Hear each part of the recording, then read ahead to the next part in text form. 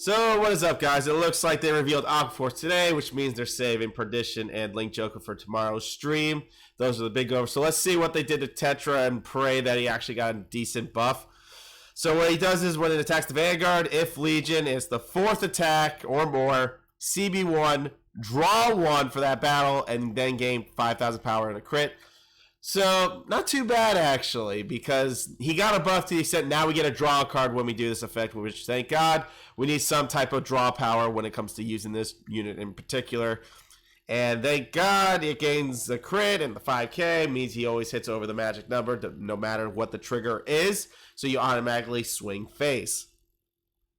Blue Storm Marine General Starless is its Legion mate, and it's just like Basil, except you have to be Legioned, because it says right here, if your unit is Legion, CB1, and then have this unit ignore intercepts in the exchange column. So again, how you get into that 4th battle. Tetra Burst is just Maelstrom, but he costs CB to use. But thanks to the G1 we have here, which is great news to see, at the end of the battle, that this unit boosted. If your unit is Legion, you can exchange 2 of your rearguard position columns. So again, running you're going to need some 12k attackers to make this unit more profitable. Also, this helps you save CB. Why they made this, it makes sense because, again, Tetra is also a CB unit, so they wanted to give you a unit that wouldn't require CB. And if you didn't want to do a Basil Diamante plays, you can do the same play, but you need a 12k attacker or an 11k attacker to do some work. So that's like one of the things they wanted to do an update in Aquaforce. Obviously, you guys see, hopefully there's more cards than just these two.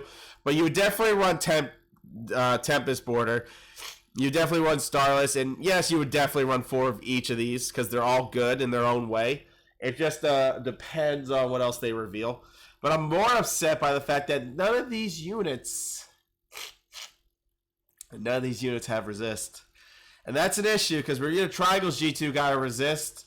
How is this fair that Aquaforce can't get a resist when they are the main clan who needs a resist in that matchup? And you know that matchup, what I'm talking about, and it's freaking Link Jokers. So why the hell are they dissing this clan so much they couldn't even bother to at least let the G2 be in a resist? At best, let it have resist so it can dodge. Or the G1 have resist. Like, give us something. Like, holy crap. But if they lock 1 column in the back row, you can technically use this unit to your advantage. Swap a column with an 11k if it comes down to it. It really just depends how your columns are set up. Because in the end, as long as you have a unit in the back, this unit will hit for 2,800, period, without a booster. So they want you to use this by putting different units in the back row when you do swap positioning, so you can get some multi-attacks in. Which makes sense. I mean, obviously, you're not going to always rely on Starless for plays. Sometimes if you have this, you know you can rely on this for plays as well.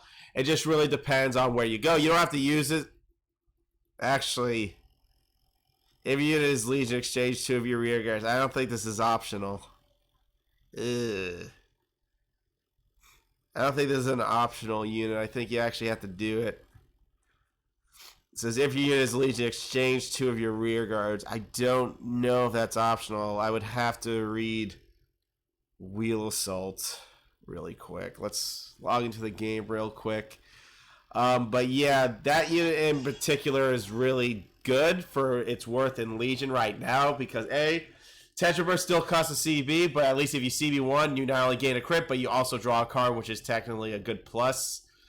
Just that you're playing your whole hand to make a field for it, so you can do 4 attacks. Are we still running Tidal? Possibly yes, because again, 4 attack. Any way to save the CB for all Tetra plays is always a good thing. It just depends on the outcome. Let me see the wording on Wheel Assault real quick before we continue our little discussion, because again, wording is key here when it comes to playing clans. So let's take a look. Yeah, well, I'm a little sick, guys. Don't mind me, but I'm okay. Don't worry. So does Wheel Assault say this unit boosts the scout? Okay, so it's optional. It's optional. I mean, that's technically the same wording. So these effects are optional. You don't have to do it if you don't want to, so that's good. I just had to read the ruling on Wheel Assault, see if he said you can. But obviously, this is implying you if you want to. So Wheel Assault is if you want, and so is this. So that's good. At least there's no backlash to this G1. Because I don't need an effect automatically active because I boosted with it, and then how I'm actually has to exchange a position with one of my units. No thank you. Definitely no thanks. So why is the counter charger going to be important as well? It's because you get the CB back if it comes down to it. Say he doesn't have multiple intercepts, but I'm going to be honest with you. Your opponent's always going to have multiple intercepts if you're fighting against Seekers. They legit get intercepts like crazy because of Gildas. Any deck in particular that can really max out its intercepts. So far I can only think of his Seekers. They really max out. Risers is random.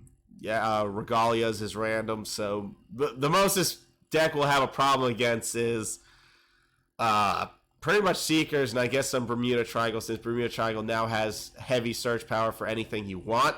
Like I said, you can add G2s, you can add PGs. Either way, they're going to add up to be the same type of outcome for it. The only way this deck really gets the profit is your opponent having a less intercept game. So you got to be careful because, again, if you're pushing your opponent heavy, that means you have less chances of healing. So, again, this comes down to CB management. Why we talked about Tier 9, why we're not Tier 9 Lucas, but we're talking about Marco, the counter charger, and what his use is for this deck in particular. Because you might actually need Marco for a lot of reasons. A, if you do the switch and you kill, you're going to need... Oh, it is Carlos. Son of a bitch. All right, it's It's Carlos, right? Yeah, it's Carlos. Okay. But yeah, you use Carlos to kind of get your CB. But like I said, we still have to see more units in this deck. I mean, we have to wait and see if anything else complements it. If not, then obviously we might run it. It just depends because, again, we're going to be limited on CB in general because if we're doing heavy push, we're doing 3 damage a turn. That's what the whole point of Aquaforce now is. Their goal is to do 3 damage per turn, and then once you get them to 4, obviously, you know, you're knocking PGs out, and you have to try to get as much multi-attacking as you can. That's the only issue. So, again, the goal would be to get them to 5, and then you have a Switcherooski or a Basil. That's technically a good amount of attacks on Vanguard. You usually the best you're supposed to do with Aquaforce is push to 5 now. Obviously, they want you to try to push to 5. Then do a Basil Diamante plays, knock out 1 PG, then smack your opponent with a crit, where Game Studio thinks this is so easy for Aquaforce in certain matchups, but obviously not against Link Joker because they lose all the momentum when fighting Link Joker in general. Without a locker, without a resist, this is already bullshit. But at least they buffed him. At least they did something. I mean, the fact that they did something for him was great. Drawing a card is a huge plus in Zero, and we need ways to draw for Aquaforce. Aquaforce always needs some type of draw engine. I mean, this is going to do it for them for sure, so that's good. But again, you got to make sure you have like enough units to have some 12k units prep so you can swing at the Vanguard in case you'll draw your Starless, your Basil, or your Diamantes. At best, we have to see if we do get at least 1 more Legion for Aquaforce. If we're only wanting one Legion, obviously it's going to be a little bit up in the air on that one. So you're going to have to wait for re-rise so you can recycle your heals, which is very important to recycle heals. Yeah, pretty much. That's what you're going for. So Aquaforce isn't looking too bad on release. I mean, these cards are actually really good for their worth. We got a 9k Basil. We have a Wheel of Salt for Legion that doesn't cost you a CB, which lets you save CB for your Tetra Burst Dragon. So you can either save the CB. Obviously, you have to have a 12k unit prep to swing at the Vanguard so everything works out for you so you can get pushed for 3 damage every turn. I mean, that's all. That is legit Tetra Burst, man. That's all he can do for you. In an Aquaforce matchup, in Legion for them, it's 3 damage every single time, or it's 1 damage and you're knocking out a PG. 1 damage, you're knocking out a PG. At best, your opponent won't be able to get out of the situation. That's what makes Aquaforce good. They would legit need all their, not all their, but a couple, at least 2, to kind of survive in a sense. Because A, if we even push them to 4, they heal, they go back to 3, but we push with one of our Basils, or we push with one of our 12k plays with Tempo Border, we're good to go there for certain plays, and Tetra Burst keeps swinging at your opponent's PG every single time, and that's always a good thing. But we'll see how this plays out. Everything never looks good until fully tested. Obviously, on paper, I mean, we don't know how good this effect might be. Really good in the game, but describing it doesn't really pan out until we see the RNG with it, and that's really going to help us benefit off what are we dealing with in this matchup with Aquaforce. Just wish Game Studios gave us an unlocker. I think that was too much, apparently. I don't know why, but it would have been nice. Anyways, that's all we have for you today, guys. I guess the last set of the cards are tomorrow, so we'll go over those as always and to see how they can turn out for the game in general. But I'm glad they at least buffed Tetra Burst. It's a decent effect. It's just the Aquaforce's whole gimmick is what it always has been. Trying to deal 3 damage every turn. If they only have 1 intercept, you're dealing 3 damage. So it's kind of like doing a blue play, but this is almost like guaranteed 3 damage no matter what in case they get a trigger. You still smack them with a crit with a CB1. That's why this card is going to be important in case you want to use your CB for the drawing power of Tetra Burst. So again, you play your CB accordingly and do what you can, and no matter what, you pull it off. That's the beauty of Aquaforce. You got to play smart again. Another non-autopilot deck, people. Learn. Learn. It's a great clan. Thanks for watching, guys. Y'all be good. Y'all stay safe. I'll see you all another time.